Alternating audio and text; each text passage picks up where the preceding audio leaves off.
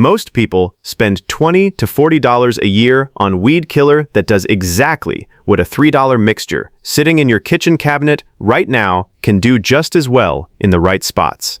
Most people assume the expensive bottle is the only solution, but for many driveway and patio weeds, a simple homemade mix can do the job at a fraction of the cost.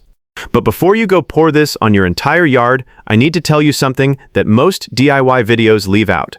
This homemade mix is powerful, but it is not a magic fix. And if you use it in the wrong place, you could kill grass, flowers, or shrubs you actually wanted to keep.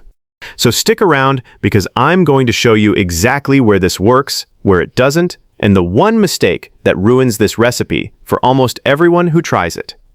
Let's start with why your weeds keep coming back no matter how many times you spray them. Most people think weeds return because the product they used was weak. That's rarely the case. Weeds return because most store-bought and homemade weed killers only kill what you can see above the soil. The root system, especially on established perennial weeds like dandelions or bindweed, survives underground and simply grows a new shoot within a couple of weeks. This is the single biggest misunderstanding in home weed control, and it's why people end up spraying the same crack in their driveway 5 times a summer and feeling like nothing works. Here's a fact that surprises most homeowners. Commercial weed killers with glyphosate aren't actually designed to sterilize soil. They're designed to kill the plant tissue they touch. So even the expensive stuff you're buying has the same fundamental limitation as the homemade version. The real difference is concentration and how the product is absorbed, not some secret ingredient that makes one permanent and the other temporary. Now, if you're the type who likes practical fixes that actually save money instead of the gimmicks floating around online, go ahead and subscribe because this channel is built around exactly that. And if you've got a weed that's been driving you crazy for years, drop it in the comments. I read through those and it helps me pick what to cover next. So let's get into the mixture itself. You need 3 ingredients, and all 3 matter. Leave one out, and the whole thing loses its effectiveness. First is white vinegar, but not the stuff in your salad dressing. You want horticultural vinegar, if you can find it, which is 20% acetic acid, versus the 5% you get in regular grocery store vinegar. If you can only get regular vinegar, it'll still work on small, young weeds. Just don't expect it to knock out anything with a thick, established root. Second is table salt, which pulls moisture out of the plant cells and helps dry the weed out faster. Third is a small amount of dish soap, and this is the ingredient almost everyone skips, which is also the most common mistake I see. The soap isn't there for cleaning. It's a surfactant that breaks the surface tension on the leaf so the vinegar actually sticks and soaks in instead of beating up and rolling off. Here's the exact ratio. 1 gallon of white vinegar, 1 cup of table salt, and 1 tablespoon of dish soap. Stir it. Don't shake it. Shaking creates too much foam and makes it harder to pour into a sprayer. Pour it into a garden pump sprayer or even an old spray bottle if you're just treating a few small patches. Now here's where most tutorials get it wrong, and it's the difference between this actually working and you wasting an afternoon. Timing matters more than the recipe itself. You want to apply this on a dry, sunny day, ideally when temperatures are above 70 degrees because heat accelerates how fast the acetic acid breaks down the plant's cell walls. If you spray this right before rain, you've essentially wasted your mixture since it'll just wash away before it has time to work.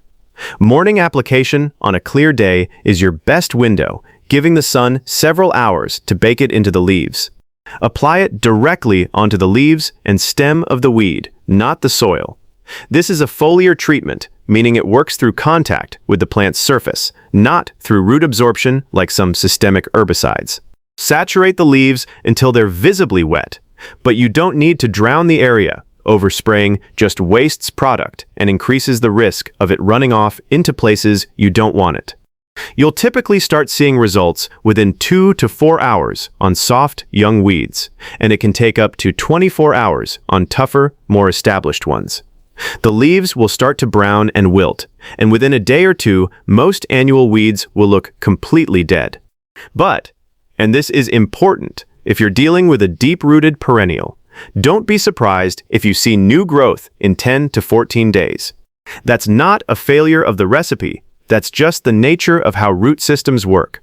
And you may need to reapply 2 or 3 times over a season to fully exhaust the plant's energy reserves.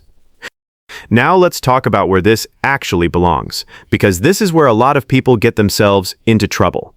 This mixture is excellent for driveways, sidewalks, patios, gravel paths, and cracks in concrete or pavers, basically any hardscape area where you want zero plant growth at all. It is not something you want anywhere near your lawn, flower beds, or vegetable garden, because the salt content doesn't just kill the weed, it can linger in the soil and make it difficult for anything else to grow there for weeks or even longer. I've seen people spray this along a garden border thinking they were just targeting the weeds, only to watch their hostas and daylilies wilt right along with them because a light breeze carried the spray a few feet further than they planned.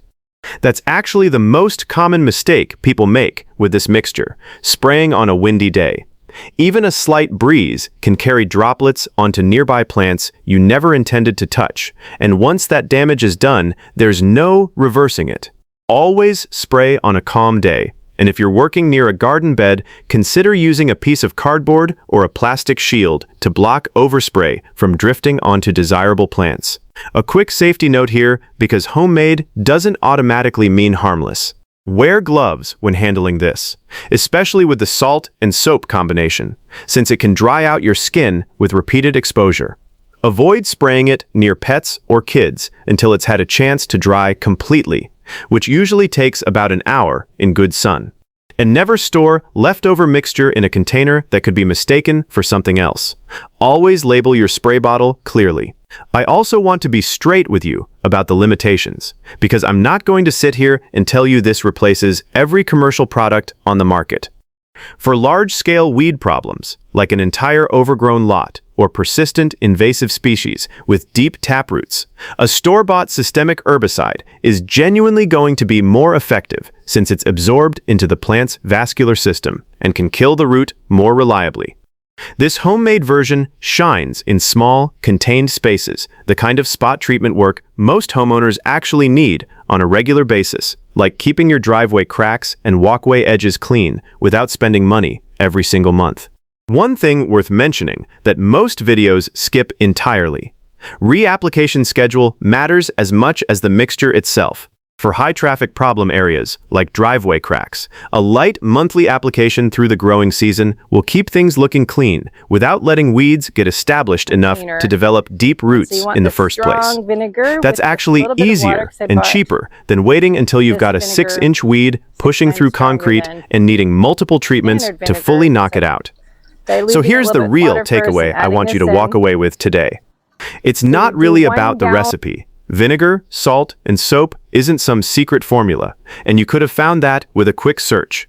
What actually matters is understanding why weeds keep coming back in the first place. So you're not just spraying and hoping, you're working with an actual strategy, right timing, right location, right follow-up.